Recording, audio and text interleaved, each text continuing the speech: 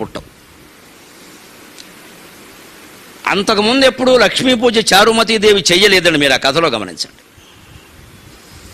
ఒక శ్రావణ మాసంలో 2వ శుక్రవారం పూర్ణిమకు ముందు వచ్చే శుక్రవారం నాడు అది కూడా లక్ష్మీదేవి కల్లో కనిపించి చెబితే తప్ప అంతకుముందు ఎప్పుడు చారుమతీదేవి లక్ష్మీదేవిని ఆరాధించలేదు.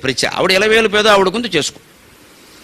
ఆవిడకి ఎందుకు ప్రత్యేకించి కల్లో కనిపించింది అంటే కల్లో కనిపించడం ఒక మాట చెప్పింది ఆవిడ స్పష్టంగా. అమ్మవారు తప్పు చెప్పదు. నీకు భర్తని దైవంగా భావిస్తున్నావు, నువ్వు అత్తమావలకి సేవ చేస్తున్నావు, కుటుంబ ధర్మం అంతా నిర్వర్తిస్తున్నావు, పిల్లల్ని చక్కగా వృద్ధి చేస్తున్నావు, ఇంటి పని నువ్వు కొట్టుకుపోతున్నావు. ఇక్కడ బయటికి వెళ్ళడం కూడా మానేసావు తల్లి. ఇటువంటి ఇల్లాలని నేను ఎక్కడా చూడలేదు. నీ కుటుంబ ధర్మాలు ఒక స్త్రీగా నువ్వు చక్కగా చేస్తున్నావు కాబట్టి నీకు నేను దర్శనం ఇచ్చా అని చెప్పింది లక్ష్మీదేవి. అది మనం గ్రహించాలి.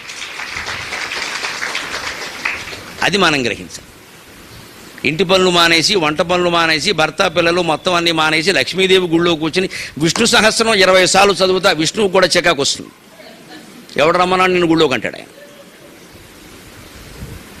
ఎందుకంటే గుళ్ళోకి వచ్చిన విష్ణు సహస్రం చదివితే మన పేరు పేపర్లో వస్తుంది. ఇంట్లో భర్తకో పిల్లలకో ఎవరికైనా సేవ చేస్తే ఏమొస్తుంది? పేపర్లో వేరుగా.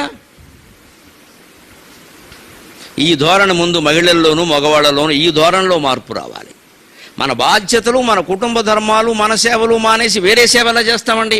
ఆ పారాయణో పూజ ఏదైనా దీనికంటే గొప్పది ఎలా అవుతుందండి స్వధర్మం కంటే? చారుమతీదేవికి ఏ పూజ చేయకపోయినా, ఎప్పుడూ లక్ష్మీదేవిని స్తోత్రం చేయకపోయినా, ఊరికే ఏదో పాపం స్నానం చేసి సెగలో ఎంత పువ్వు పెట్టుకుని ఆ ఇంట్లో ఉన్న ఎలవేలుపు చుట్టూ 2 సార్లు 3 సార్లు తిరిగి దండం పెట్టి అయ్యో మావగారు పిలుస్తున్నారు, అయ్యో అత్తగారు పిలుస్తుంది, అయ్యో భర్త పిలుస్తున్నాడు, అయ్యో పిల్లల్ని ఏదో అన్నం వండి పంపించాలి అంటూ ఈ హడావుడిలో తిరిగిపోతున్న ఆవిడ కల్లో కనిపించడం అవసరం ఏంటండి? నీ స్వధర్మ నిర్వహణ నువ్వు ఎవ్వరూ చెప్పవలసిన అవసరం లేకుండా చేస్తున్నావు కాబట్టి, ఏమీ ఆశించకుండా చేస్తున్నావు కాబట్టి, త్యాగభావంతో చేస్తున్నావు కాబట్టి నీకు నేను దర్శనం ఇచ్చా. అంటే దేవతలు దర్శనం ఇవ్వాలి అంటే మన స్వధర్మాన్ని మనం నిర్వర్తించాలి. ఆ ధర్మ నిర్వహణ మానేసి నేను గుడి చుట్టూ తిరిగాను, గుడి కట్టించాను, గుడంతా బంగారంతో నింపేశాను, ఈ మాటలు ఏవి కుదిరే పనులు కావు. మన ధర్మం అందుకు అంగీకరించదు. ఇంకో మాట చెప్పింది ఆవిడ, నువ్వు చేయడమే కాదు ఊళ్ళో వాళ్ళందరూ, ఆవిడ పాపం నువ్వు చేయమనే చెప్పింది.